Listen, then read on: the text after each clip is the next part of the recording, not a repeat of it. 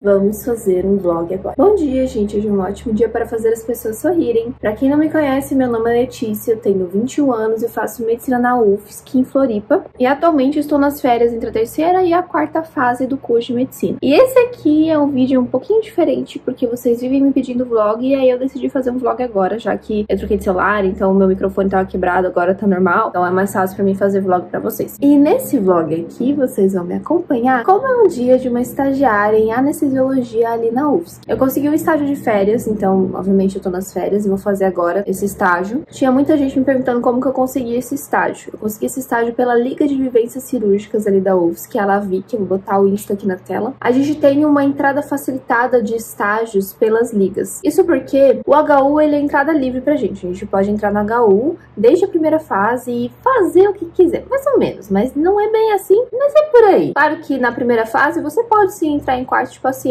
só que você não vai saber muito o que fazer, então não é recomendado. A gente começa a entrar em quarto de paciente, por exemplo, na terceira fase, aí já fica liberado, a gente pode fazer o que quiser, treinar, sei lá, exame físico com eles, anamnese, raciocínio clínico, enfim. Também questão de cirurgia, dá de entrar, mas é complicado você ir sozinho, eles provavelmente não vão te deixar ver uma cirurgia. Mas eu tenho colegas que entraram na primeira fase, fizeram estágio lá, tinha uma liga que dava estágio lá, ou então com alguns veteranos entraram também acompanhados. A gente pode, só que estágio oficial, em que a gente vai acompanhar um profissional, a gente vai receber certificado de horas. Claro, nós temos os estágios obrigatórios, que são os do internato, e alguns do ciclo clínico, eu acho. E tem também os estágios que a gente consegue pelas ligas, que é o meu caso. Então, se eu conseguir um estágio pela liga, eu vou ganhar meu certificado, um certificado de 100 horas, e vou fazer o estágio lá acompanhando um profissional. Então, eu consegui esse estágio de anestesiologia pela LAVI. Tô com uma dor de cabeça, a gente tem que tomar um remédio. Hoje eu acordei 5h50 da manhã, agora já é quase 6h30. Eu acordei 5h50 porque eu tenho que estar lá às 7. Pra anestesiologia começa um pouco cedo, porque tem que sedar o paciente, tem que fazer algumas checagens. Então eu não vou chegar só na hora da cirurgia, até porque provavelmente 8h20, que é quando começa o meu estágio, na verdade começa às 8. Muito provavelmente a cirurgia já vai estar começando. Então eu falei com o estagiário que foi na semana passada, e ele falou pra chegar mais cedo, e também uma profissional, anestesiologista, que eu admiro muito, falou isso também. Então tô me preparando pra chegar lá às 7. Normalmente quando eu quero chegar num lugar aqui em Floripa, eu acordo 1 hora antes, porque eu demoro uns 40 minutos pra me arrumar. E o meu apartamento, ele fica uns 15 minutos da UFSC, então eu dou 20 minutos pra eu chegar lá, pra caso aconteça alguma coisa, eu tenho 5 minutinhos de folga. Isso porque eu não gosto muito de acordar cedo, então eu acordo o menos necessário que eu preciso. Aí eu demoro uns 40 minutos pra me arrumar, entre trocar a roupa, arrumar minha mochila, me maquiar, comer, enfim. Mas como eu ia gravar o vlog hoje, eu acordei 10 minutinhos mais cedo, então eu acordei 5h50 pra ir pra lá. Já botei minha roupa, já passei a maquiagem. A roupa que eu tô não importa muito, isso porque o centro cirúrgico lá do HU, assim que você entra, tem um vestiário, não só do HU, muitos centros cirúrgicos têm isso. Assim que você entra, tem um vestiário em que a gente tem que colocar a roupa do centro cirúrgico, que é aquele pijaminha ou então um scrub. Então, a roupa que eu tô não tá importando muito. Eu botei qualquer roupa, botei uma calça e essa camiseta aqui, porque lá eu vou ter que trocar mesmo. Então é só, sei lá, a roupa que eu vou usar pra almoçar, porque eu não posso sair com aquela roupa do hospital, e a roupa que eu vou chegar no hospital. Então, importa mais como vai estar meu sapato, tem que ser um tênis fechado, e como vai estar a minha cara e o meu cabelo, porque o meu cabelo tem que estar amarrado. Lá a gente coloca touquinha também. Não é a mesma touquinha de Grey's Anatomy, é mais uma touquinha de cozinheiro. Só que se você trouxer essa touquinha de casa, você pode colocar uma touquinha de Grey's Anatomy. Só que eu não vou levar porque eu não tenho touquinha. Maquiagem, eu não sei muito bem o que eu passei. Eu passei, na verdade, só pra falar com vocês, pra gravar os vlogs, porque na minha boca, por exemplo, vai estar de máscara o tempo todo praticamente. Então não tem muito por que ficar passando. Mas, enfim. O meu estágio, ele é todos os dias no papel, das 8 às 5 da tarde. Já tô contando que eu provavelmente vou ficar até um pouquinho mais tarde. E eu tô indo um pouco mais cedo também.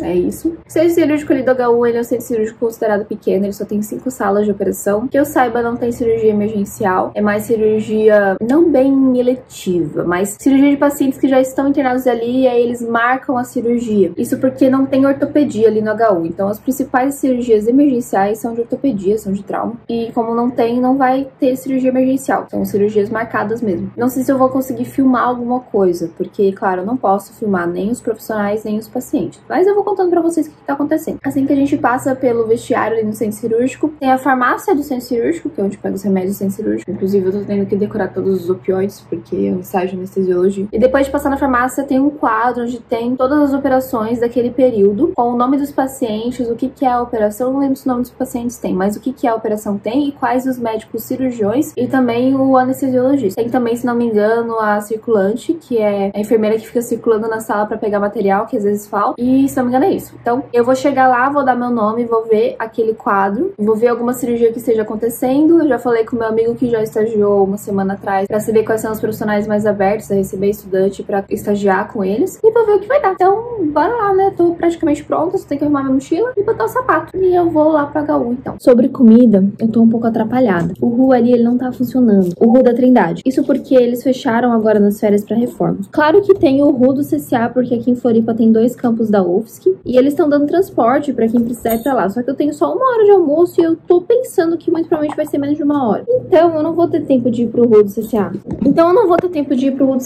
E comer ali no campus, tirando o RU, é um cara, não sei como Subway, mas vai ficar uma semana em Subway. Meu Deus. E aí eu tava vindo pra cá, eu lembrei que eu não tenho comida pronta. Então eu pedi pra minha mãe uns saquinhos de feijão pronto. E eu vou botar isso numa marmita e levar, porque hoje é o que tem. Eu cheguei ontem muito tarde, cheguei 10 horas da noite. Eu não ia fazer comida 10 horas da noite. Então eu peguei aquele saquinho ali de feijão da minha mãe, vou comer feijão hoje. E amanhã acho que eu vou fazer alguma coisa diferente. Eu acho que eu posso fazer uma minestra, algo assim. Então amanhã eu vejo, porque eu vou chegar aqui em casa, eu vou ter tempo de fazer algumas coisas, esperar a comida de amanhã, estudar, porque eu preciso estudar. Então vai ser um pouquinho mais tranquilo que hoje. Gente, olha só. Ganhei esse óculos da minha mãe no Natal. Nunca usei. Fui usar agora e quebrou. Tava dentro da capinha esse tempo todo. Vou ter que ir lá trocar, porque eu achei isso uma sacanagem. É dia 20 de janeiro, gente. Faz um mês que eu ganhei, nunca usei. E aí eu pensei, tem que usar assim, né? Porque eu não consigo ficar no sol sem óculos de sol, senão eu não enxergo nada. Meu olho é muito sensível à luz. Mas, ó, tô muito brava, gente.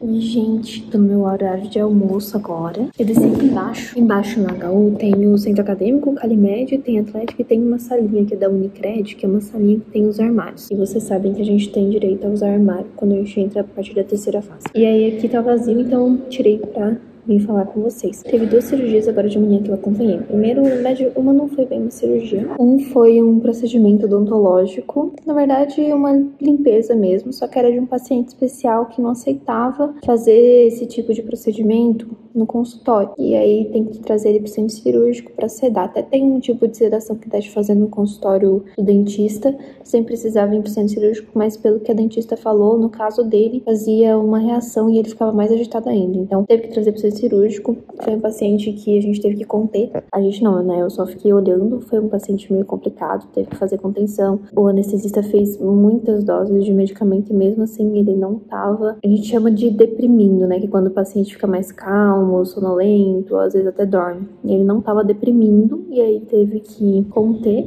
e fazer anestésico inalatório para poder sedar depois. Só que esse procedimento, né, não foi bem uma cirurgia, foi bem rápido, então acabou que não teve nenhuma incisão, nem nada. Eu só vi, durou 1 hora mais ou menos, e depois eu tava livre, só que ainda era 9h30 da manhã, 10 horas da manhã, enfim. E eu não queria sair 10 horas da manhã, então eu fui ver outra cirurgia, e eu vi uma cirurgia que era uma elevação de supracílios, supercílios, na verdade. Então era aquela plástica de levantar a sobrancelha. Essa plástica ela é feita fazendo alguns furinhos aqui em cima, alguns cortes, e aí ela fica por dentro, você puxando alguns músculos. E ela era por vídeo, praticamente. Tinha pouca coisa que eles faziam ali na superfície. Achei de boa também. O anestesista era um querido. Não consegui aprender muita coisa da anestesia em si, porque já estava em andamento de cirurgia. Só na hora do despertar, acho que eu aprendi um pouco mais. Mas foi uma cirurgia bem legal de acompanhar. Pensei que eu ia ficar enojada com sangue, angustiada. Claro que não foi uma cirurgia punk, nem nada do tipo, bem tranquila. Eu tinha uns furinhos, mas não senti nada. Então eu acho que isso eu não vou ter. E aí depois deu meu horário de almoço, eu desci aqui embaixo no Calimed, até tinha micro-ondas lá em cima, no centro cirúrgico, tinha uma copa. Só que, além de eu querer gravar e mostrar pra vocês, lá tinha muita gente, eu também tinha que imprimir a minha folha de presença desse estágio, que eu tenho que pedir pro médico assinar. E eu não tinha imprimido ainda, e eu tive que descer na gráfica pra imprimir, pra levar depois pra eles assinarem. Então agora eu vou voltar lá pra cima e ver se eles já estão se movimentando pra fazer alguma coisa, arrumar salas, enfim. Não botei muita mão na massa hoje, só fiquei olhando, por enquanto.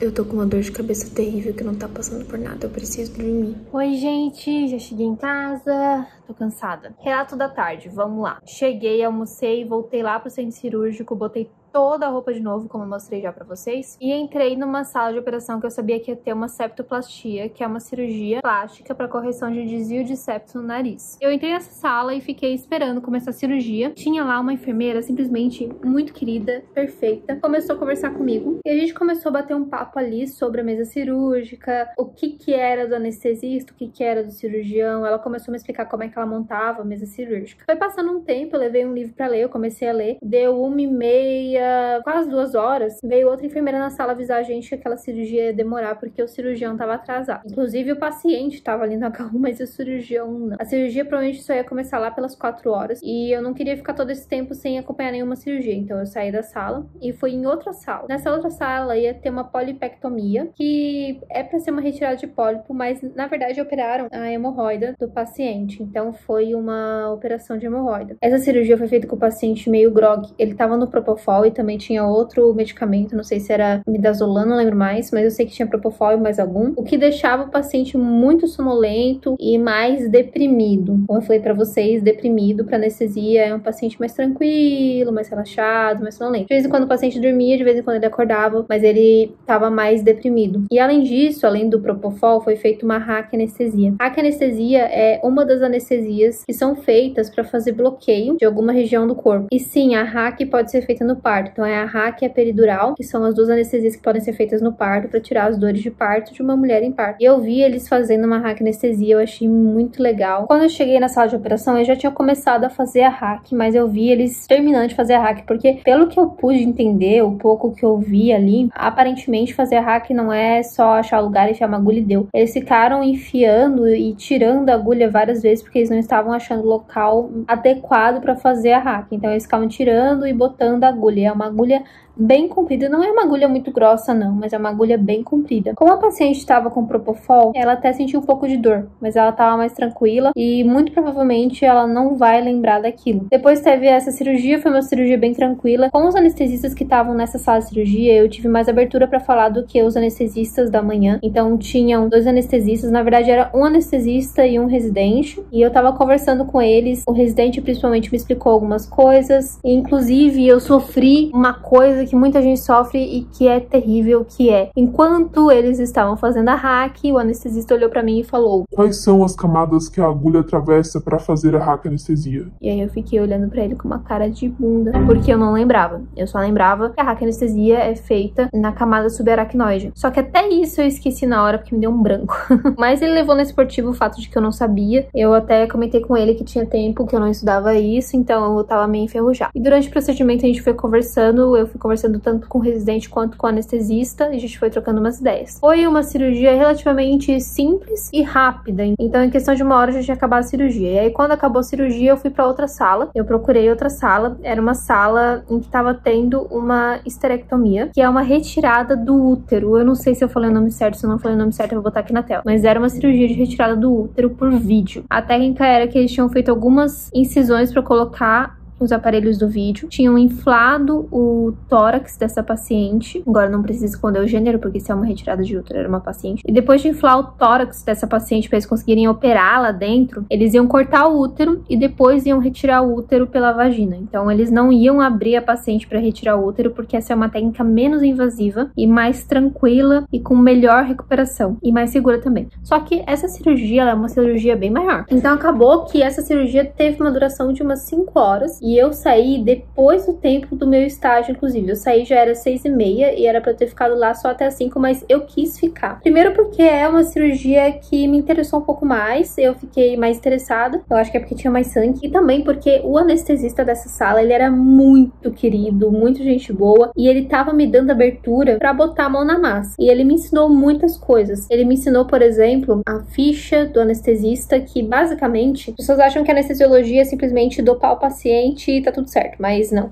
O anestesista, ele fica controlando o estado do paciente, o estado geral. Então, ele fica monitorando os sinais vitais, vendo alguns sinais do paciente, ele fica fazendo medicações para controlar os sinais vitais do paciente. Até esse anestesista que tava com essa cirurgia no final, ele comentou algo que eu achei muito inteligente e muito interessante. Porque ali, aquela paciente, ela tava com a pressão toda hora caindo. Então, caía, ele tinha que fazer medicação. Caía, ele tinha que fazer medicação. E aí, eu comentei algo do tipo, nossa, mas não vai estabilizar a pressão dela nunca? E aí, ele falou assim, não, porque o corpo dela não tá preparado para para ter uma cirurgia de retirada de útero. Então o corpo tá se descompensando porque tem algo de estranho, tem algo que não é para estar acontecendo. Então nós temos que ficar toda hora compensando o corpo para dar certo e não dar um problemão. E achei isso muito interessante. Então o anestesista ele tem que ficar controlando esses sinais vitais. E tem uma ficha que o anestesista fica anotando de 5 em 5 minutos todos os sinais vitais não, mas muitos sinais vitais do paciente, inclusive, por exemplo, saturação de O2, de oxigênio, pressão de CO2, pressão arterial sistólica, diastólica e frequência cardíaca. E tem mais uns ali também, mas eu sei que o anestesista me ensinou a ver no monitor esses parâmetros e me fez ficar anotando. Então eu fiquei anotando pra ele. Eu não vou reclamar porque eu acho que quando a gente ajuda, no caso,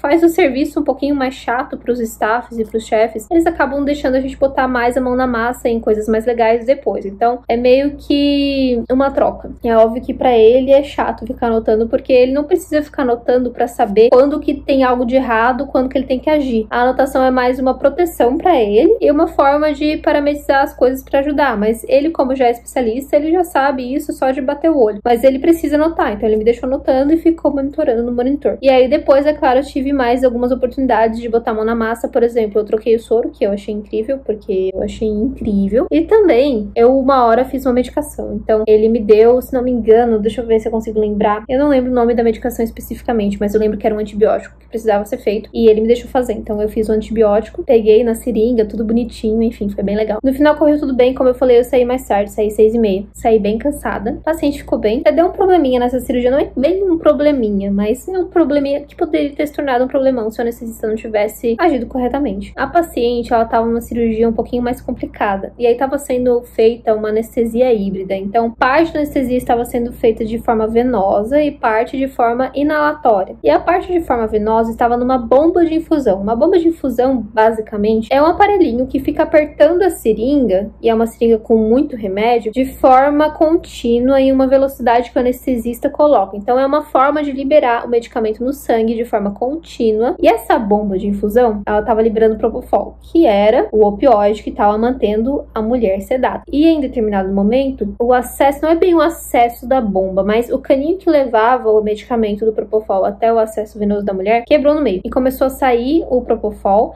começou a sair sangue. E a princípio isso não era um grande problema. E aí o anestesista começou a controlar a situação e pensar no que fazer. E aí ele aumentou o anestésico inalatório a princípio e fez opioide. Fez sem ser numa bomba, porque antes estava numa bomba, e aí ele fez sem ser numa bomba. E começou a controlar e avaliar, só que ele começou a perceber que a paciente estava despertando. Não é que ela estivesse despertando, a gente não fala esse termo porque ela não estava despertando, mas ela estava ficando com uma anestesia mais superficializada. Ou seja, se continuasse daquele jeito, ou ela poderia sofrer, ou ela poderia mesmo despertar. E ele viu isso pelos marcadores mesmo, ele viu que ela começou a respirar junto com o respirador e também começou a ter, se não me engano, hipertensão. E aí ele foi lá, pegou mais um acesso e deu um jeito de colocar ali, depois de onde tinha furado o caninho. Eu não entendi muito bem o que ele fez, mas conseguiu corrigir, botou de novo na bomba de infusão de propofol e deu tudo bem. Eu saí de lá umas 6h30, mais tarde do que era pra eu ter saído, mas tudo bem, não faz mal, eu não acho que isso foi um grande problema. Fui no mercado, comprei umas coisas que estavam faltando aqui em casa, então eu comprei, por exemplo, comida pra amanhã, comprei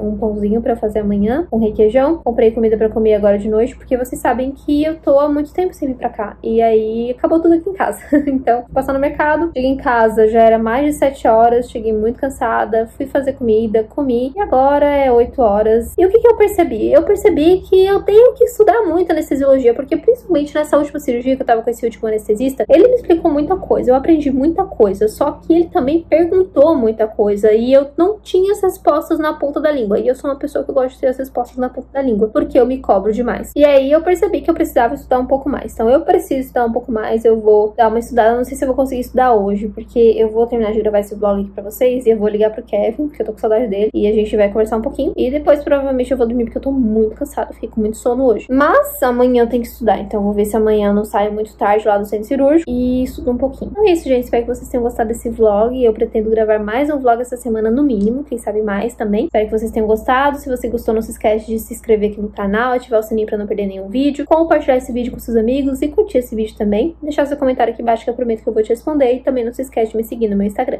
Beijo, gente, até mais!